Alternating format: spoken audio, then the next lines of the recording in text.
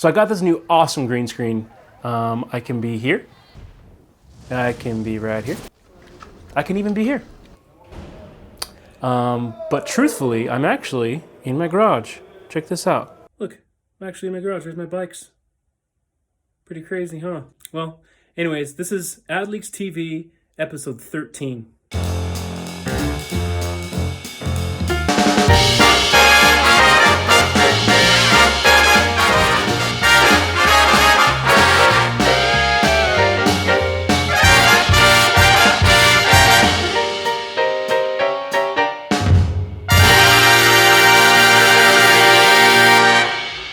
Welcome to episode 13 of AdLeaksTV. Today we're bringing you a few of the most viewed and talked about posts in AdLeaks from June 3rd through the 9th.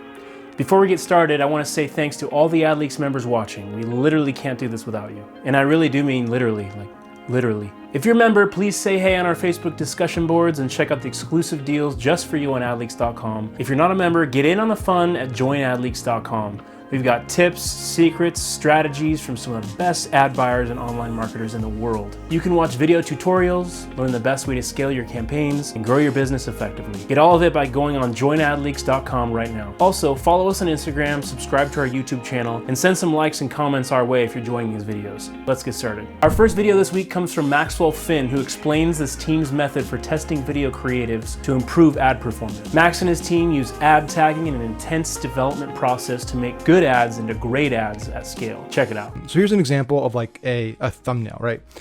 So we test a lot of images for On It, and we tested dozens and dozens and dozens of images, and we found that, hey, these images started working really, really well. So images that show Joe Rogan and other influencers working out or active with the product and with a quote from them.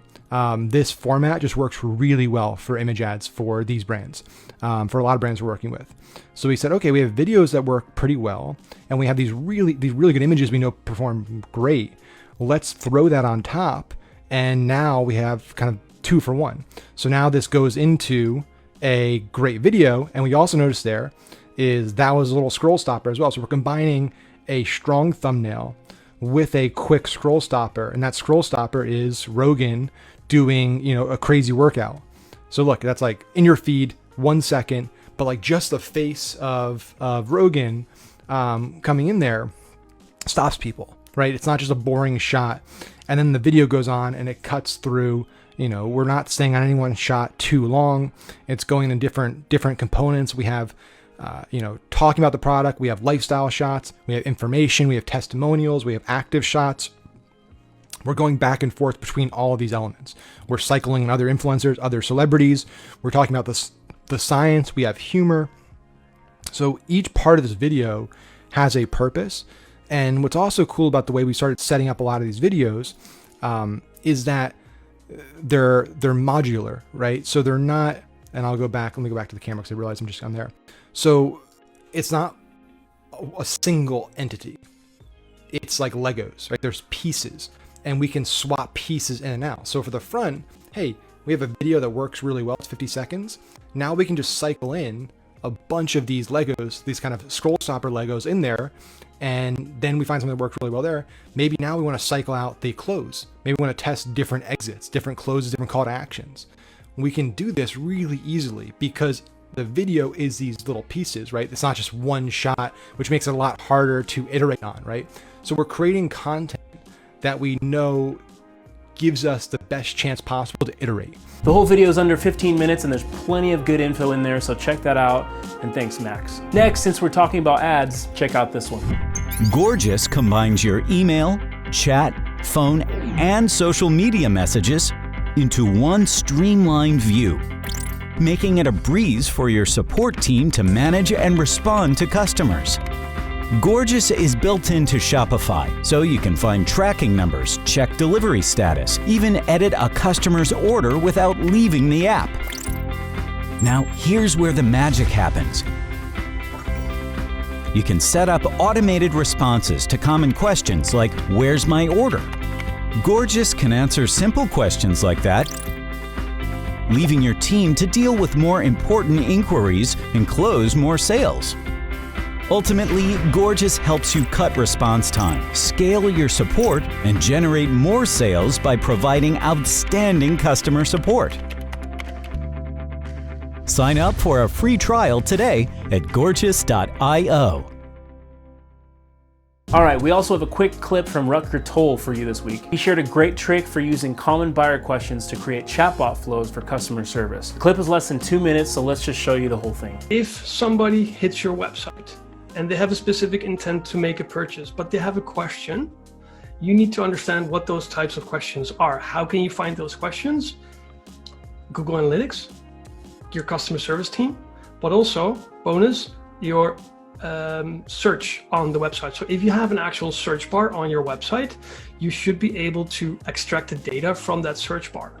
Now, use that information that are people actually putting into the search on your website for overall optimization of the shopping experience. And that is how you can actually create relevant experiences without sort of going all fancy with all kinds of tools and APIs and AI. I don't know what. That's all nice to haves. Make sure you build that base first and make it relevant specifically for your audience. And we know that a lot of questions are repetitive. So start with those. Start talking to your customer service team. And if you're doing it yourself, make a list of the top 10 questions that you're answering day in, day out. Those questions can often be answered automatically, whether it's 100% by the bot or maybe with a buffer in between, and then you come in. I have nothing to add to that. Thanks, Rutger. All right, here's a segment we introduced last week. Let's find out what's new now. This week, what's new is Google Ads credits for COVID-19. A few of our members and their clients started receiving the ad credits that Google announced in March in their accounts last week. The notice Google sent out says that the credits can be used towards future ad spend this year and will expire at the end of 2020. So if you're running ads and you've been affected by COVID, and who hasn't at this point, check your account to see if you've received credits yet. I wonder if I've gotten any ad credits. I do have a dog keychain that I'd like to start selling, but that's neither here nor there, but I'll go check. All right, that takes us to the throwback post of the week. Let's do it, baby.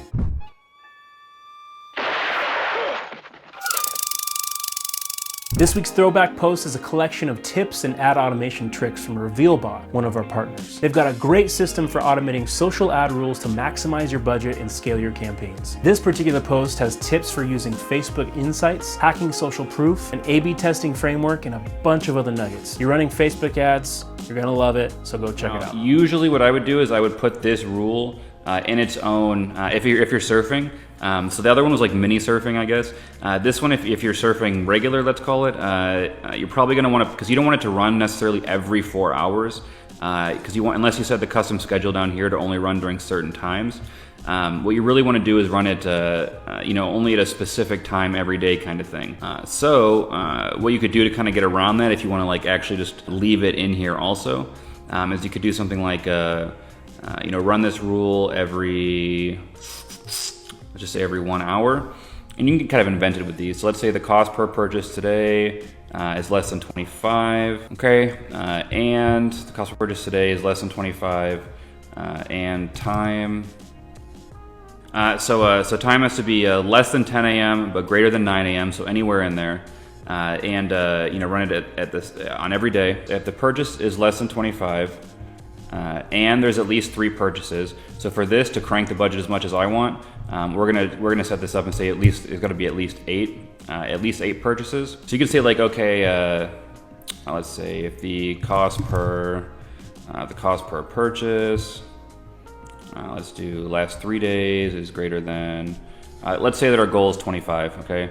So if the cost per purchase the last 3 days is greater than like 35, and the spend is greater than, I don't know, $150. So like there's a decent amount of, maybe even go a little higher.